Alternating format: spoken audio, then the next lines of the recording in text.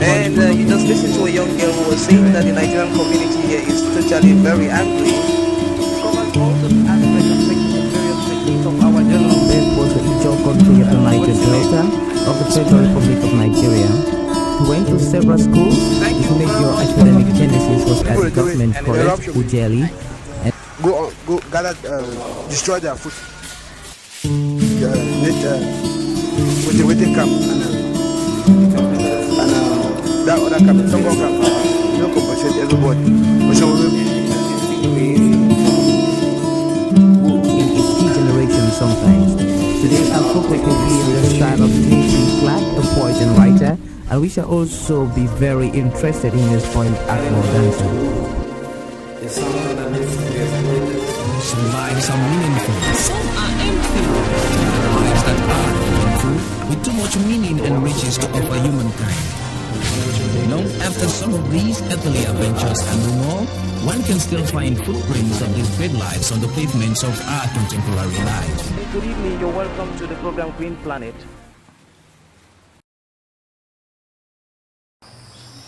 Welcome to Fighting Poverty and Engaging Conservation Through Sounds 2010. It is part of the Conference on Sustainable Strategies and Practices for Development 2010 as well. Infrastructures, capacity building and networking, an integrated approach to conservation and sustainable development. I am Ed Timdenecho, Director of Angie Dodson Enterprises, businessman and resource person, former director of EDC, Keeping Development and Conservation, an offspring of the MCP, which was based in Bilimbe Botanic Gardens. This paper highlights problems created by structural and infrastructural inadequacies in sub-Saharan Africa, and more specifically Cameroon. It goes on to suggest that attempts at breaching these inadequacies can be more successful, particularly with capacity building and networking in an integrated approach to conservation and sustainable development. While justifying the need for ICDPs, that's an acronym for Integrated Conservation and Development Projects, this paper argues that projects need to be firmly aware of their potential within Keynesian economics, from which development economics evolved, if they want to avoid inbuilt underachievement. African farmers have faced the world's heaviest rates of agricultural taxation through producer price fixing, export taxes, and taxes on agricultural inputs. They were also taxed implicitly through overvalued exchange rates, which reduced the prices they obtained for their exports, and through high levels of industrial protection, which raised consumer prices. This is based on the World Bank report 1994. Over 70% of sub-Saharan Africa engage in farming, and the majority of whom are subsistent farmers, and the consequent strain on communities has been transmuted into pressure on biodiversity and ecosystems. So there is a justifiable need for addressing this twofold issue of conservation and sustainable development in an integrated approach. Keynesian economics advocates for active policy responses by the public sector, including monetary policy actions by the central bank and fiscal policy actions by government to stabilize output over the business cycle. The Structural Readjustment Program, SAP, promoted by the World Bank and enforced by the government, has not given the ordinary man any confidence about his financial and economic future. The macroeconomic indicators that at one time showed an almost 5% growth rate have since reversed, but at no time has a trickle-down effect been felt by ordinary Cameroonians. As a brief aside, in actual fact, we're actually discussing about the recession in this country right now. The majority of Cameroonians operate on a subsistence basis, and and there is a vast underground economy running alongside the regulated mixed economy, which is being liberalized under this structural adjustment policy. This underground economy, basically the trade of goods and services that are not part of the official economy, legal activities, which may be untaxed, is the ordinary man's response to structural and infrastructural deficiencies in our economy. Despite investments in infrastructure, the gap is still wide, and gains from these investments made are not certain given our poor record at maintenance and continuity.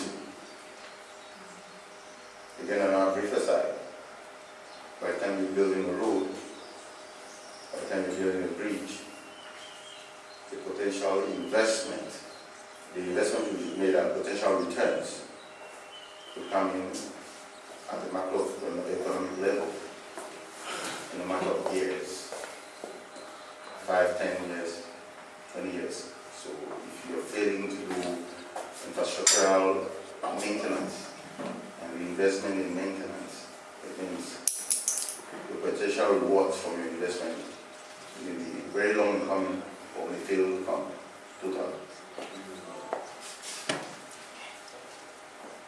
It is with this in mind that development initiatives, even at the micro level, should be formulated with the big picture in mind of creating grassroots initiatives that can spring up to yield fruit, where communities have little faith in government initiatives as being too top-down oriented. Case study. Monteron Project, in its commitment to assist communities and institutions manage their forests wisely and to improve livelihoods through the sustainable use of natural resources, encouraged bee farming. It went further to support this activity by creating a memorandum of understanding between the Linde Botanic Garden and bee farmers. This enabled the 4 original groups of bee farmers within the 4 geographical areas of the Mount Cameroon Project Linde market their honey through the Linde Botanic Garden. Following this arrangement, 3.2 million CFA was generated by farmers from 1,600 liters of honey sold to the Linde Botanic Garden.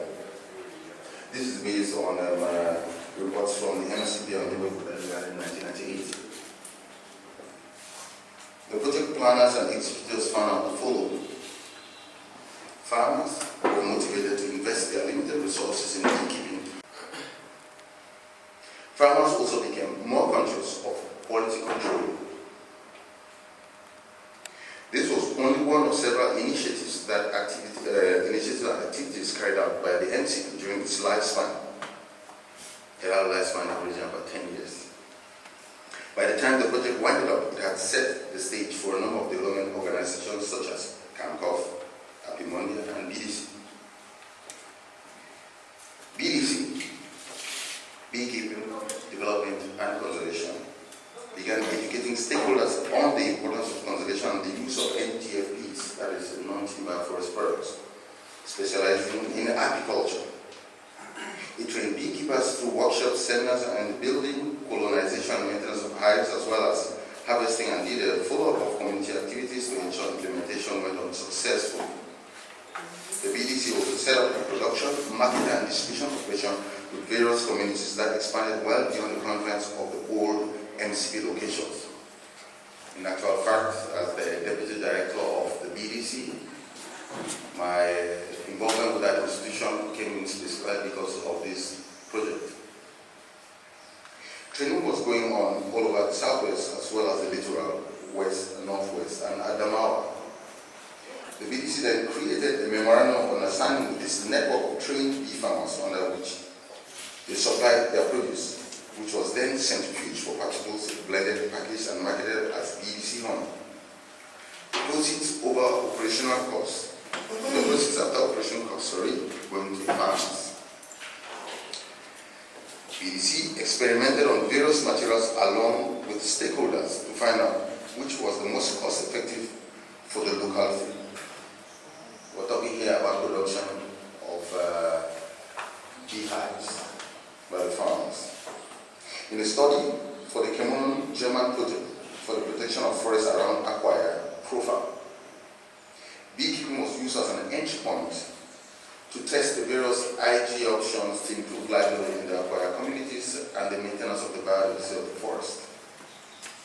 The key success in this intervention was the identification and use of locally available materials for hive construction, including rattan, raffia, and bamboo. Larger rattan fared best in the construction of hive bodies and top bars, and was estimated to be 35% cheaper than clay pots brought from Nigeria for keeping bees. In an action plan prepared strictly by the participants, with 10 representatives from 5 villages, they committed themselves to produce 66 hives, excluding other interested community members. This particular project was carried out by the director of BDC himself, Jocon's 2002 report is available. Similar project proposals included the Bobelum Ilong Community Forest Institution project. This is a BCOF in 1999. I'll give you a rundown of beekeeping activities from 1998 to 2003, so you have a broad overview of what it looked like.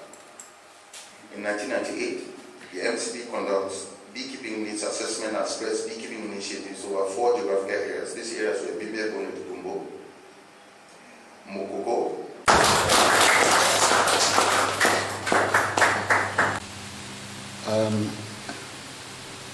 we appreciate very much discourse and the content of it. I just wish to find out, in the course of all what the various associations like BDC, for instance, did, and in relation to sustainability,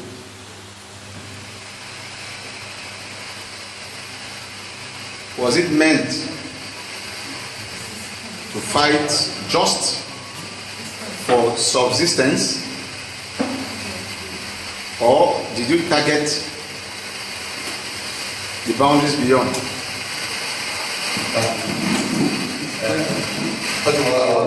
I'm talking about the opposite of subsistence. The basic idea about this was, if you notice, the MCB, which was operating for 10 years in the Libya Botanic Gardens, as well as all those other bodies formed like BDC. Basically, BDC was doing beekeeping, development, and conservation. But there was a specific issue here. The Memorandum of Understanding, which first was created by MCB and later on was taken, followed up by BDC. And in fact, the specific reason for which I came in to BDC and then as deputy director was that we had to create an approach which was business oriented. Make no mistake, this was a development issue. It was business oriented. I'll give you a bit of statistics. When the initial 4 communities came together and they had first training and they came in and gave their, I'm talking off the top of my head, they produced about honey worth about 3.2 million. That is in terms of a large production for everybody in one go. BDC on its own, structuring with all of these communities and picking various bee farmers who had accepted training and brought in their produce, was able to create a whole format where beekeepers would be trained so that they can produce they can produce honey, good quality honey. That honey now would now be bought by BDC under this memorandum of understanding. And we tell them, okay, 50% share. What can you give us? Give us a small deposit, you give us your honey. We, because we had limited resources, we make a small deposit. Our major resource was human resource, intelligence, the knowledge. We took this honey, made a small deposit to the farmers so the farmers could operate. All our investment was in management, marketing, production, packaging, distribution. And that's what we did. So we managed to raise in a year something close to 18 million. My name is Tanda Godwin. I would like to allow the thoughts of Mr. Denicho for the brilliant presentation. From his presentation, I see BDC in a different perspective. In fact, from his presentation, BDC seemed to have undertaken a lot of strategies for sustainability. My question here will be to know what market share did BDC have maybe 2 years after it started, and what is BDC's position in the sector now? I mean, the beekeeping, marketing, all of that right now. If I could know that, then we'll see. That will probably answer the first question, as well as given already ways for the development of these other initiatives, business initiatives within the sector. Thank you very much. Thank you. If you notice, once I was giving references, I was referring to 98 MCP, 2002, 2003, and after 2003, I left BDC. So I'll give you what my idea of what where BDC's position is now, speaking as an outsider. What I understand is that what I said from the brief out there about failures, I said, unfortunately, two things. One, no project ever, no individual initiative ever came up with what BDC did. Two, BDC itself winded up. So it did not attain the fullness of its endeavors. And that's a problem we have in terms of management. Because management, and that's why I said we'll talk about structures. If a good structure is set up and maintained, the structure does not depend on people. It does not depend on people. You have the proper training, you are in the seat, you do your job properly, the structure continues. For example, a company or an NGO, or CI, any organization. Yes. In organizational behavior, we say the rules develops, attains maturity, and then they either dissolve because it has no knowledge or evolves new functions. But the fortunate thing and the good thing about it was that new offerings came up. Rural money came up. Other areas in Komsamba and in Pafusam, other